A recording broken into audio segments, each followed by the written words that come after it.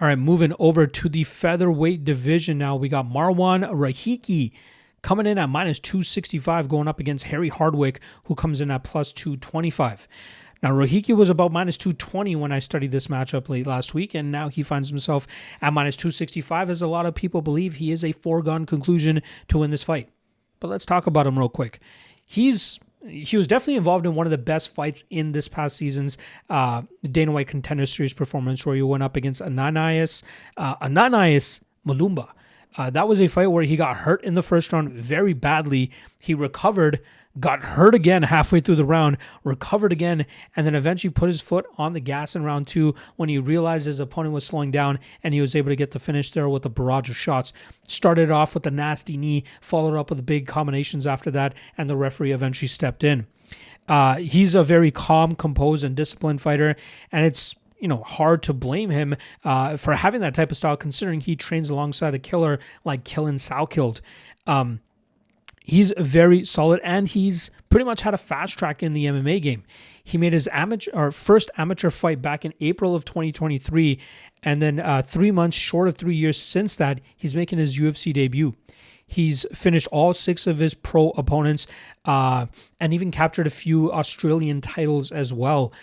Very well-rounded, slick striker, very active jiu-jitsu game as well. I love what he does off of his back, but he's very calm and methodical, especially with how he lets go with his combinations. And he's only 23 years old.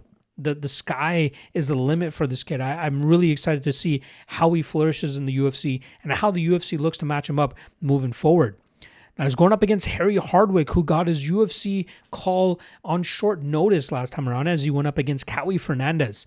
Now, that was a fight where I really thought Hardwick had the style to cause Fernandez problems. And what I mean by that is he has like the Billy Quarantillo effect, where he takes a little bit of a beating early, but then can put his foot on the gas and really drown opponents with his cardio and with his volume. What I failed to realize that even though I believed in his durability and his chin, I overlooked the fact that Fernandez could just chop his leg off the way that he did and get the finish in 2.5, 3 minutes. He was able to chop, or 3.5 minutes. He was able to get the TKO win by calf kicks. Absolutely crazy work there from Fernandez, and taking advantage of that the way that he did. Like, it's not like Hardwick hasn't fought heavy punchers and kickers in the past. Quenny Lopez is a guy that he defended his Cage Warriors title against and was able to outlast him and finish him in the 4th round of that fight. So to see him go out the way that he did against Fernandez was a little bit surprising to me, but rude awakening for Hardwick to get to the UFC in that fashion. Like I said, the way Hardwick normally wins his fight, it's very close and competitive early, but he really starts to pull away as his pressure and his volume starts to get a little bit higher, and his opponents are unable to keep up with it, and then he's able to get late finishes or win fights on scorecards that way as well. His grappling or defensive grappling has improved a fair bit, which is why he's often able to just go out there and outstrike his opponents. Now, he's going up against a tough Marwan Rahiki here, and this is one of those fights where I don't want to completely count Hardwick out. If he can get this into deeper waters, sure, he could have some success, but I still believe Rahiki is the better fighter all around. I think he's a slicker striker. I think he hits with a little bit more emphasis. I think he can really avoid most of Hardwick's striking style. If Hardwick looks to take this to the ground, I think he'll struggle to do so, and even if he does, I think Rahiki's jiu-jitsu game is better. It's a fun fight. It's one where I feel like Rahiki knows how to beat Hardwick, and I think he's going to get to that style.